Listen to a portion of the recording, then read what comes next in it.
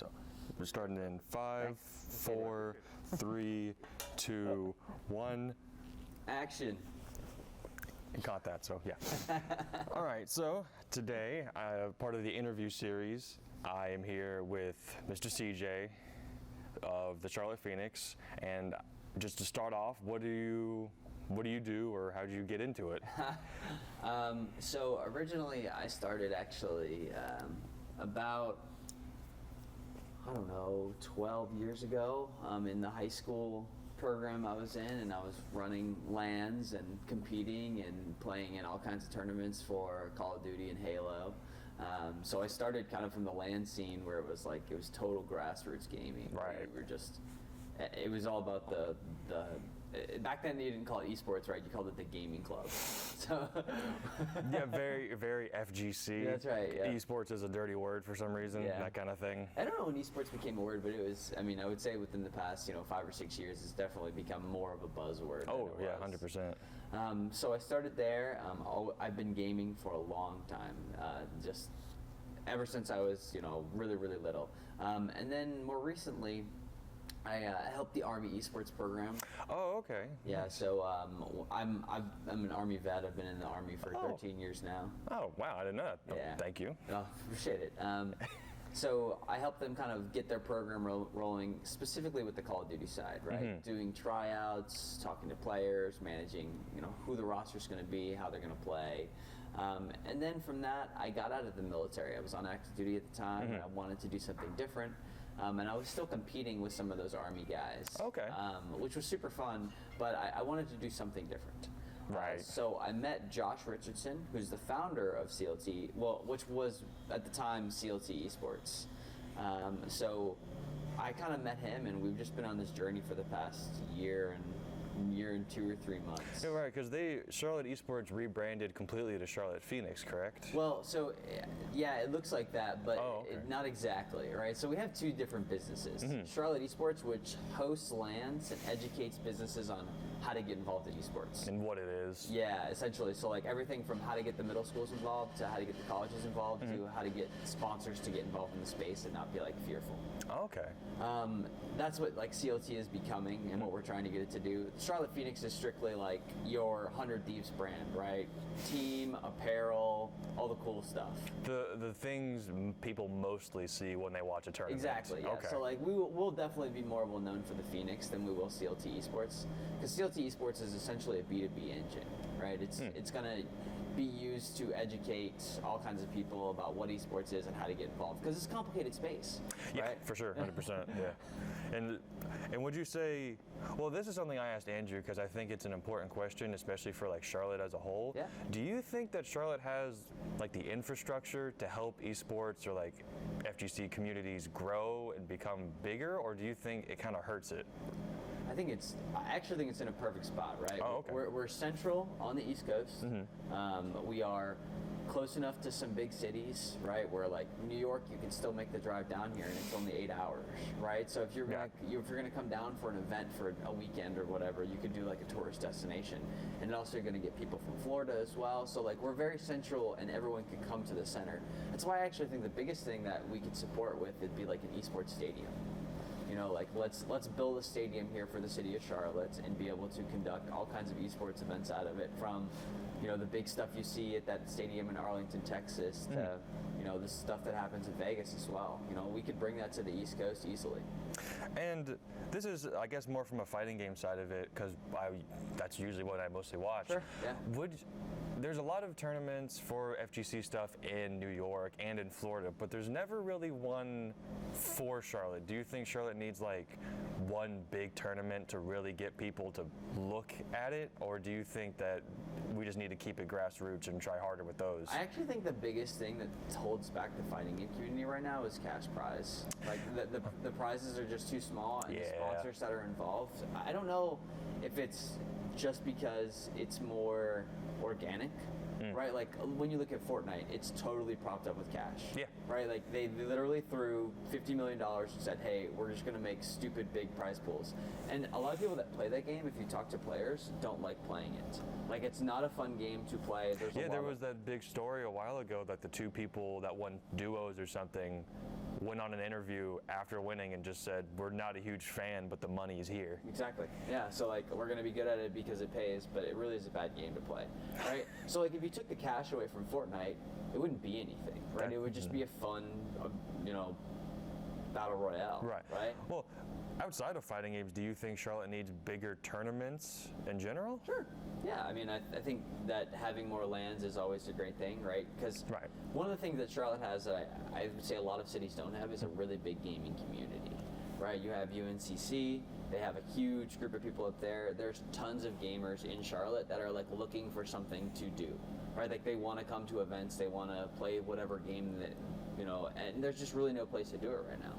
And one part of our plan is to create some of that stuff to where people can come out to local events and be able to compete in Madden and NBA 2K and NHL and Halo, Call of Duty, Fortnite, everything. We just want to cover a wide spectrum of, hey, these are the tournaments that you can come to and participate through. That would be through the CLT Esports brand, not necessarily the Phoenix brand. Is there a lot of the games that the Phoenix team is focusing on, or are they trying to hit a wide spectrum as well?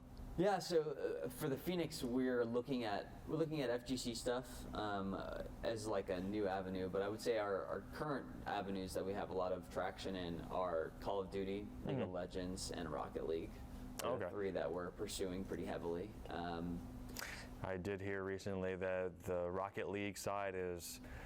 I remember following a bunch of the tweets that were saying they were doing really well, and then they had to go against what was it, G2 and Cloud9 back to back. Yeah, so we had there was promotional playoffs and then another qualifier, and we needed to win those in order to get to the RLCS, which is like the top caliber of players within North America. Oh, okay. Wow. And it's regional too, so there's EU guys and Australia, Oceanic, and there's all these divisions, and they play in a big tournament called Worlds. Worlds is next weekend, but we didn't win. We didn't pull the wins we needed out to in order to get to the RLCS. But there's several tournaments that we're chasing this year for Rocket League. They have 4 or 5 different $100,000 tournaments that we're still going to participate in, and we could still beat some of those teams. It's just I think that your rhythm is really, really important. Momentum seems really important in those games, and just keeping it, but keeping it over weeks of travel is kind of difficult. Exactly. Yeah, we started off the season so good, and it was just so clean, and kind of just, I don't know if it was fatigue. Yeah, fatigue or something. It was just the timing. We just weren't on when we needed to be at the end of the season, and it just didn't work out for us, but we're gonna be back next season and we'll be stronger. Okay, that's great. Yeah. So I mostly because I was following the tweets from Charlotte Esports when they first started doing all this Phoenix stuff. Yep. And I only ever really heard about the Rocket League side of it. Or like, what's the roster at for like all the other games? Is Phoenix a big team now, or are they still growing? Yeah, so we're definitely growing. We're definitely trying to get in a lot of areas. We have a League of Legends roster right now. Right now, Call of Duty is in a weird space because the season doesn't necessarily start till the end of January. So we are talking to a lot of rosters right now that we want to get involved with. We just haven't committed to anybody at this point. But it doesn't really matter because there's not a whole lot for people to compete in right now for Call of Duty. Yeah, it just came at like. Are people still competing in like the older ones, or is it just like everyone's on the new one? It's the new one, yeah. So the first big event is January 22nd through the 24th, I want to say. Where's that happening? That's in Minneapolis. Oh, okay. But that'll be the first big open event. So right now people are playing in online qualifiers to get the best seeds. So what you normally do is you kind of talk to those teams and see who you like and who you want to sign on at that point, and then you sign them up. Well, I think this is a question that just occurred to me. So with fighting games and their tournaments, and they're always usually open brackets, like dude off the street could walk in, hand $5 to somebody and get in kind of thing. do most other like tournaments, like the Call of Duties and all those, are most of those open tournaments, or do they kind of struggle just to get teams in? No, they're open tournaments. So you would buy some kind of open pass. They range from anywhere from $400 to $350 per event. For a team, right? Yeah, for a team. Okay. Right. So a team of 5 would pay $400 and then be able to compete. Most times, these amateurs are grinding just as much as pros are, right? So they're on 5 days a week for 4 or 5 hours a day playing. So you can't just Everyone's a killer. Yeah, you can't just show up and win. You'll lose. The top 16 teams they just put in so much time that they're almost untouchable at times. And the Call of Duty scene specifically, and this kind of exists within the FPS world, there's a lot of turmoil with rosters, right? You'll have a bad day or a bad game or a bad loss, and rosters will completely dissipate and create new teams from that.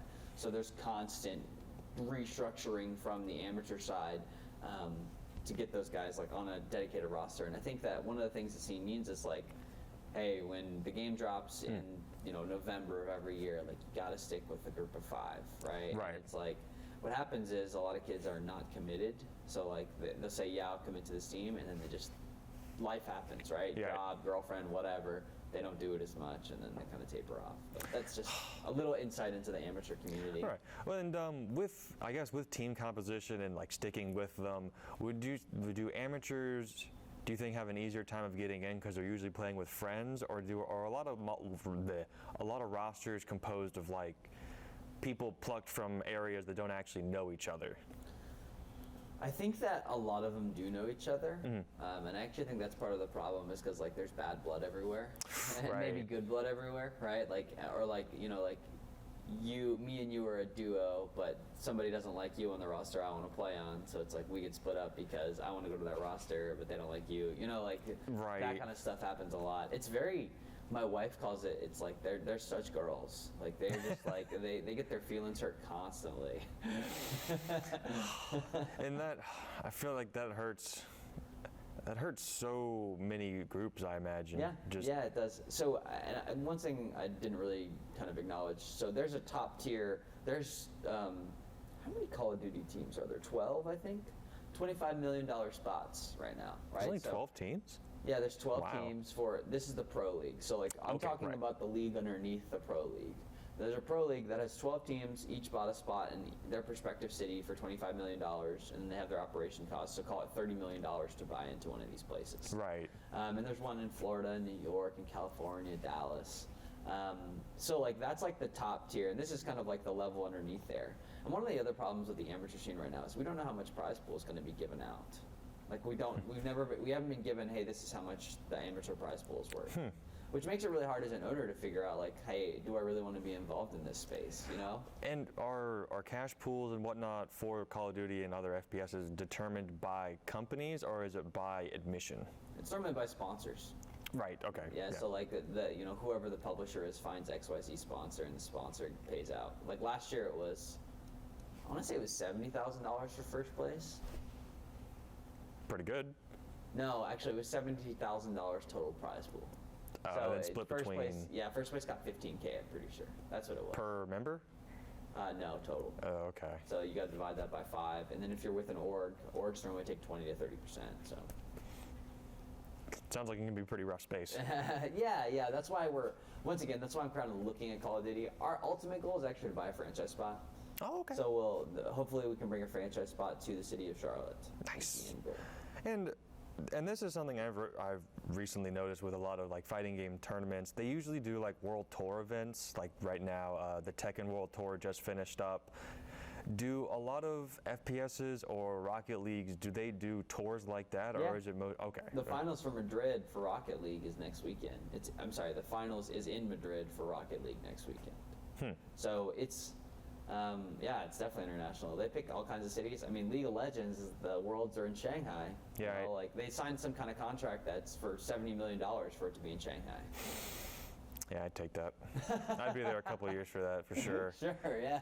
But do you think that the World Tour events like that make it really hard as an owner or as team sponsors to get people out to those events? Because just the travel cost would be so high. Well, and the maintenance on the people. Yeah, I mean, it's a struggle. I think visas are a struggle, right? So So I like didn't getting think of that. players from XYZ country, you know, it's depending on the country and what kind of rules and regulations they have. It's hard to get in or out or whatever. That's a struggle. I don't know if localized stuff is a struggle. Like, I don't know if the scenes are big enough in certain locations where it's just like, okay, you know, to where you can host a tournament and still get a good turnout. I think that's true for some cities, but not for all cities. Would you say it's good for Charlotte? Yeah. Okay. Well, I think Charlotte. I don't know. I never really looked at it like as you were saying, it's really good for a bunch of these communities and whatnot. It's really hard to see that stuff. Is there a way that? Do you think there's any like upcoming events or anything that would get people out to stuff, or is it still just kind of hard to find them? Yeah, it depends on the game, right? So, Right. And I think we're always limited by equipment, right? Right. And that's really what I'm hoping somebody will come into Charlotte and do is build some kind of like LAN center that's like mid-tier, right? So we can have like 40 PCs in one place, right? And a bunch of switches and a bunch of things where we can just run all kinds of tournaments out of there. Well, this is just more of a very Charlotte specific thing. It's like with Charlotte being so expensive to like operate in, just like in the city or like just around here, do you think there's a lot of people that are willing to do that, or do you think that would be a really big group effort? I think I mean, LAN centers are expensive all on their own, right? Right, just the equipment. Like on average, like everyone thinks it costs like I can do it with like start with 4 Xboxes or whatever, just make it work. But you need about, I don't know what the estimate I saw was. Maybe it was like $1 million. You need about $1 million in order to start a LAN center, have all the equipment, put it in the right spots, and make sure that it's it's all functioning and working well. Right. So and that's a big that's a big ask, right? $1 million Yes. for that stuff. But I think that if somebody did build that, they could make it work here. I mean, the community exists. You could get people to show up. Okay. But do you think it'd be more than just like a really strong community effort? Do you think, like what we were talking about earlier with like the prize pools and all that, like come out to support your local LAN center is nice, but to a lot of people, they just kind of look at the money. So yeah, I would definitely say that the LAN center, if somebody built a LAN center for $1 million and had 40 PCs and all the things you needed to run any kind of tournament, essentially, right? Right. All that LAN center has to do is reach out to some local sponsors and get prize pool money, right? Like what's NASCAR doing with all their cash right now, right? The advertising budget, like all the people that are in NASCAR right now, who watches NASCAR? Not many people, and there's tons of money getting thrown at that. That's fair. I So never thought about the that. sponsors are getting out of that space, and right, you grab a sponsor and you say, hey, can you give me $10,000? I'll let you advertise and I'll stream for you. And they're like, I'll do that. They'll get more eyes in the demographic they want. Now all I'm thinking about is esports players in the NASCAR jumpsuits, There which you is go. branded to hell. It's kind of what they are in some ways. Yeah, I mean, they'll get but the there. jerseys look slicker. They do look slicker. It's true. You come out with the jumpsuit, the helmet, then you got stickers all over it. You end up looking like the what was it? There was a boxing. It was Manny Pacquiao and Mayweather, and the coaches and the cornermen were just had Street Fighter V stickers on them and things yeah. like that. That's dope. Do you think it's ever going to get to a point like that where you see like coaches on screen with just stickers on them? Sure. Yeah, I mean, esports is kind of where UFC was, when it first started. In a lot of ways. Right. Okay. Like UFC, like kind of smaller, a little bit like raggedy, trying to get stuff together, and then some of the sponsors like entered the space and just blew it up. And we're getting to where sponsors are 60 to 70% of where all the money's coming from in the esports scene. And so with sponsors, do you think that certain sponsors, like you have to apply to certain particular sponsors, or do you think just about anybody could get into it? Because like with like EVO, the fighting game grand finals for just about everything in Las Vegas, their sponsors are usually like really specific. It's either the companies that are sponsoring it, monitors, and like cup noodles was a big one from last year. Oh, really? Cup of noodles? Yeah, interesting. A lot of weird ads on that Twitch stream. But like those are very like fighting game or like gamer-esque. Like cup noodles is a super, is a thing that you would imagine a lot of those people would eat just because cheap. Yeah. But do you think that that's something that like Call of Duty would go for, like just those weird groups, or do you think there needs to be more specific sponsors? So Call of Duty has always had very big specific sponsors. Like they had Dr. Pepper for a long time. They have Mountain Dew currently, Game Fuel, Right. all of those. So like those kind of exist. I'm surprised that sponsors aren't as involved in the FGC space as I think they would be.